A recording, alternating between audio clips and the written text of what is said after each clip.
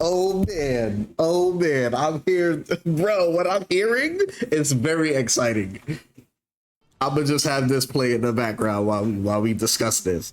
So, I'm this is what I'm hearing from a person who is like myself that has played this game at the whatever convention that it's at, right?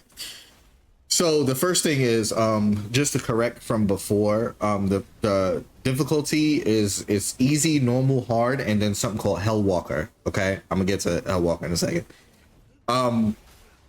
Basically, the Hellwalker difficulty, it obviously being the hardest difficulty, it is it, so the game normally, like, you get a parry window. Let's say like Stellar Blade, right? You get a parry window.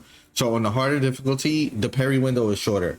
But the thing he was telling me is that the like, how you call it, the or normal, the parry window is like, it's very generous to where like you could parry early or late and you still get the parry. So when you're playing on hard, it doesn't really feel like the parry is that much harder. So it's pretty cool. The other thing is, he said on the harder difficulties, the enemies do a little bit more damage, which is good. Obviously, don't make them do 1 to 2 hit kills, because then you just lame out the game, it becomes trash. And then also your stamina meter, which, if you understand this game, you know that the stamina meter in this game works for defensive mechanics. So you being able to dodge and do like a so we call it soft parry. It's like doing the auto blocks. Doing that takes stamina, so your stamina goes down like twice as fast or whatever, right? But the main thing that got me so excited is that he said the actual behavior of the enemies on the harder difficulties is noticeably different. And this is something that I've been harping about for so long, because Ninja Gaiden forgot this. This is the identity that Ninja Gaiden was known for, and this is what I loved Ninja Gaiden for. And then when like Sigma 2 and Ninja Gaiden 3 came out, it just forgot this. And it's the fact that on harder difficulties, the enemies, the AIs themselves are smarter. It's not you. I wanna just clarify, like, being more aggressive is not being smarter, okay? Being smarter is like, for example, I'm gonna use Ninja Gaiden Black for this instance, because it happens in Ninja Gaiden 2 as well, but I'm gonna use Ninja Gaiden Black, right? When you play the first level in Ninja Gaiden Black, you fight a basic ninja. Basic ninja comes down. He does like his 2 attack string, his 2 or 3 attack string, and then backs off you, right? Whereas when you play on Master Ninja, that same basic ninja becomes like the highest form of that ninja, which is the red ninja. Their blades is on fire, which means now you take chip damage. And then also, instead of them having like a 2 to 3 string attack combo, they have like a 5 to 6 string attack combo. So it's the same like type of enemy, but it's they're upgraded in a sense where the game's difficulty like is backed by the fact that the AI is actually smarter. Like they it's like they know what they're doing. It's not just oh, you take more damage, or the enemies are just more aggressive. And I like that. And I hope, like, I didn't touch the game yet, but this is somebody that's credible about it, so I take it as word. Thank you, because these games have forgotten that. That's what difficulty is, not the garbage. You just die in 1 hit, so it's considered more difficult. No, that's not what difficulty is, bro. But let me let me calm down, because I was just reading it and it was like, man, I'm so glad. The other thing is, in this game, the combo system, from what they were describing, it's not very like intricate like Devil May Cry or Ninja Gaiden. It's more like how can I say it? It's like one of those games where, or if you play Grand Blue Relink, it's kind of like that, where you got like a light attack string, and then you can cancel into like your heavy finisher like that. It's not like something where you do like a whole like forward back to do launcher, or like forward move does this, or like this and then like delay and then you do a different combo string. It's not like that. It's very simplified. Is but it's not. It's also like not boring in the sense where like you have multiple strings for each weapon, to where like, for example, this sword that he's using right here, he could do like let's say his combo is like XXY, right, which is light heavy. He could still do like something like light heavy, like something like that. It gives you a good amount of combo strings for each weapon. It's not super detailed. Another thing is, just to go back a little bit, I think it's the sword that he was telling me. There's a weapon in the game called yeah, it is the sword. Okay, so this weapon here, I was about to say it again. There's a weapon in the game that he's using the weapon. This weapon right here, it's called the Juggernaut, where like he said it was kind of a little broken, where basically every time every weapon, by the way, has like a unique mechanic, like how you saw it shows you when he gets to the save point to upgrade weapons or to switch weapons that he has. But this weapon makes it so that every time he parries, he basically gets a buff. I call it the Black Panther buff, right? The reason it's like Black Panther is because you see how his sword is glowing red like that. Every time he parries, he gets the buff. When he does it 3 times, he gets the strongest buff, right? He got to do 3, I think 3 in a row though to get it. And basically you unleash like a stupid amount of damage. So it's like, I call it the Black Panther because it's like, if you've seen Black Panther, you know how his kinetic energy works, where he gets jumped, and then like the more he get jumped, the more like he can release the pressure into like a force to push his enemies away. It's like that. It's literally like that. Another thing is too, they were saying like this is from a different source. This is from like a somebody was just doing a review on the game, where he was talking about how the Hellwalker difficulty, they were playing it to kind of be stylish rather than just to beat it, because he was saying like you could always beat it. Like it follows the Souls formula, where like you can't really die. Like you just retry as many times as you want, so you can't really die. But it wants you to beat it kind of stylishly, where like you're doing like parries and stuff, or you're like beating the whole stage without any deaths, doing like a bunch of parries, beating the harder boss fights with like a lot of health left, things like that. So it wants you to do that. And by the way, this is what I was talking about. Actually, he just did it, I think, that right there. So like these menus like show you for the phantom weapon. I don't know if that's a phantom weapon or the regular weapon, but it shows you like the little buffs and stuff that each weapon get. But he's like, bro, there's something that's just like, it don't sound game breaking, but in the hands of a skilled player, you know it is game breaking. Let me see some other stuff about the game. Oh, so there's special parries and dodges that you get. It's similar to what's that game? Wolong, where like, you know how in Wolong the enemy glows red and then you do a dodge attack into them and it does like a special counter. It's like that in this game, but it works depending on the attack that you're hit with. So like some parries, like you parry or you dodge the regular way, but it will give you like a special counter. You see it when he's fighting the boss, when they do that move where they all trying to stab him at the same time, and then he jumps in the air and he steps on the sword. That's the special dodge. But apparently there's also I don't know if that's the same type of move, but there's a special parry as well, which is like kind of like at least like an obliteration technique. But yeah, the main thing I wanted to harp on was just the fact that the enemies on harder difficulties are actually smarter.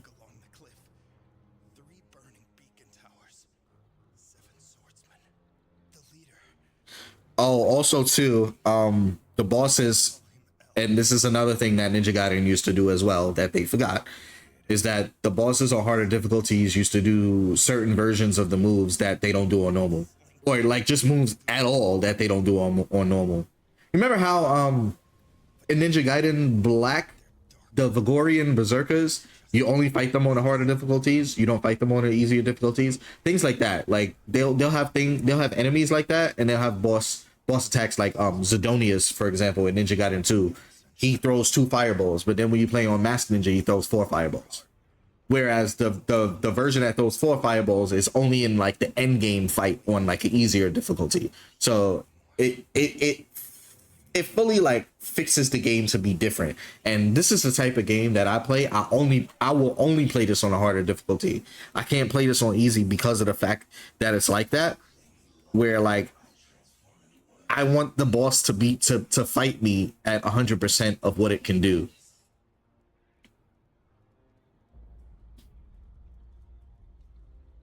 I'm just forgive me. I'm just scanning. I'm just scanning through. Sorry. Hold on a second. Another thing that they added to the game was if you remember when Xbox One came out, they talked about an AI that was learning. The game Killer Instinct had it, where like the more times you play it, the AI will like it's not pattern based. Like the AI will actually learn the way that you play as a player. They have something like that in this game too, where it says for boss fights on the harder difficulty, by the way, it's just correct. It's normal, and then I think I don't know if he didn't say if extreme was hard, but there's extreme, and then there's Hellwalker. I don't know if extreme is hard or if that's a separate difficulty. Because this is from somebody else's take of the game. But yeah, the boss will actually learn like how you're fighting and like not move read you, but like they won't keep doing like the easy pattern that gets them punished after a certain attack. They'll do like a more difficult thing for you to have to overcome. But at the same time, it's not cheap in a sense where it's like, oh well, he just keeps doing the move and he can't be punished after it. I'll say this right now. If I had to guess, there's probably going to be a boss like that in the game where they just kind of like just cheap, and then they just keep doing moves that you can't punish them after, which of course, like, you know, it's gonna piss off the players a little bit. But I just feel like that's going to happen just because like everything is not perfect, so I expect that to happen.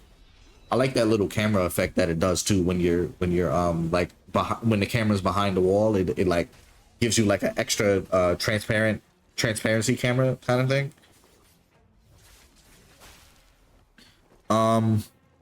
So yeah, the bosses do that sort of thing. Like they do like less things that are like less things that we call it plus and minus in fighting games. They do more things that are plus rather than things that are minus. That just means that they do things that are more advantageous than things that put them at a disadvantage.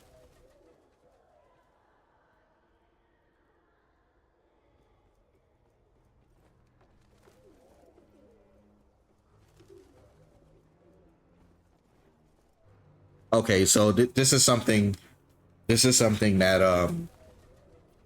I kind of hate a lot in Souls games, but like it also makes sense. There's a I call it it's like a luck factor in the game where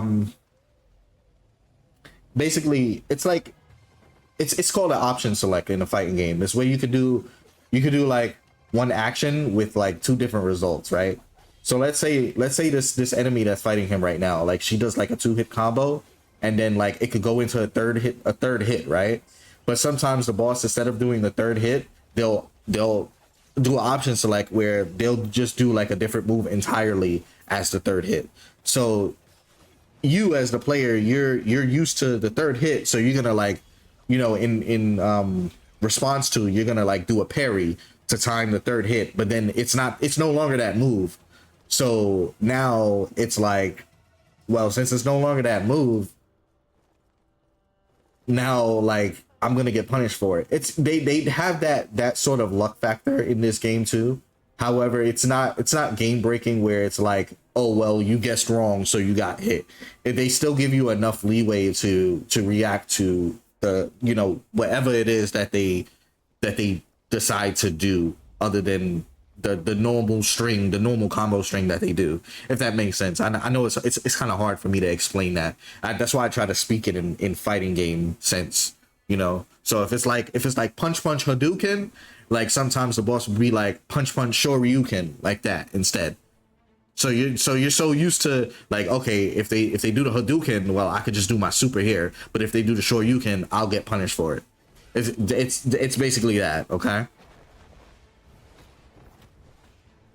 And then it also says if you abuse parry, the boss will refrain from like launching an attack that gives you a finishing blow, which is like that exactly what he just did on the screen, that red glow.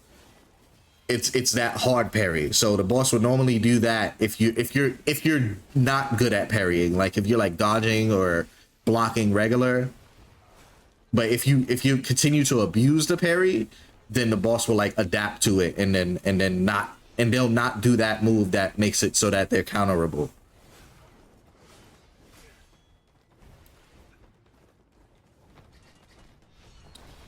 There's blue attacks and red attacks. The blue attacks are special dodges, red attacks are special parries.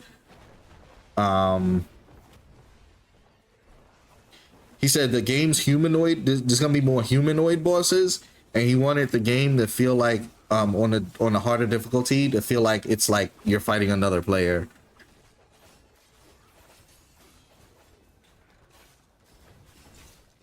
But yeah, it's that's pretty much it. But that AI thing is like, that's so important to me, like you just don't understand. Like, oh my god, like I've been screaming about that for so long, in like especially for Ninja Gaiden. I'm like, bro, like what happened to smart AI? Like AI is just so, like they're either so dumb abusive to the point where they just have no mind, they just keep doing attacks, and or they do like a lot of damage and stuff, and it's considered difficulty. And I'm like, bro, like I know I'm not tripping. Like I grew up in an era where I know what true video game difficulty is. Not the Mega Man 2s where it's just trial and error, bro. I'm talking about like I react to this enemy, and if I react fast enough, you know, I get my advantage. If I don't react fast enough, you know, I'm hit or I'm at a disadvantage. Real difficulty like that, man. I miss that. I just miss that in games, man. That's everything to me. It's so like it's everything to me, man. That's the most important thing that just video games just forgot about, man. But yeah, that was pretty much it. I'm gonna let this boss fight rock. That's gonna be the end of the video.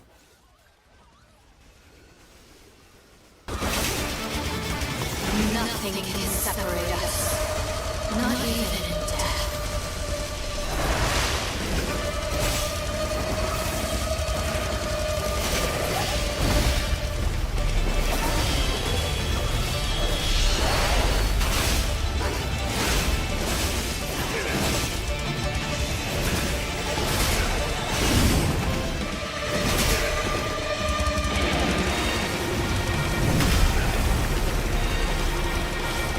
That attack is kind of broken because from what I see, it does like a guaranteed knockdown. That big like hammer thing that he got from the earlier boss. Also, one thing I noticed here, like right on this part exactly, the second boss, the Red Wraith, does like, she doesn't attack him like as you think she would. Like, you know how other games they just straight jump you. There's no real coordination. They just straight like just try to attack you at the same time. The game is very lenient on that. So I don't know if that changes on a harder difficulty, but that's just an important thing to know. So like, look, she's not really gonna attack. She's gonna back off because the game understands that you're fighting one thing and it's kind of cheap for you to get jumped by another thing. But at the same time, again, on the harder difficulties, I wonder if that's the case, bro. They're probably gonna try and jump me.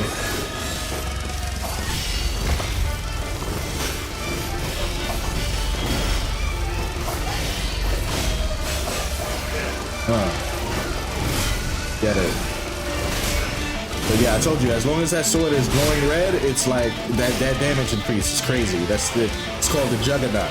Just remember that name because it's probably gonna be adjusted before the game comes out.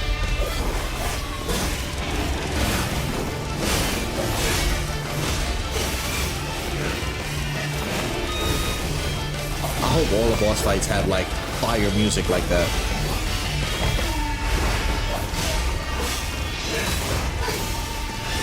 I will be waiting on the other side.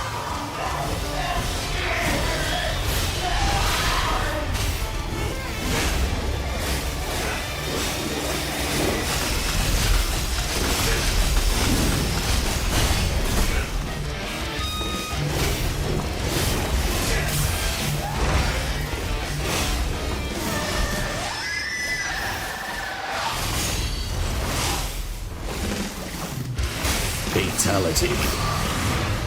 Finish him. Dead. Phantom Blade 0.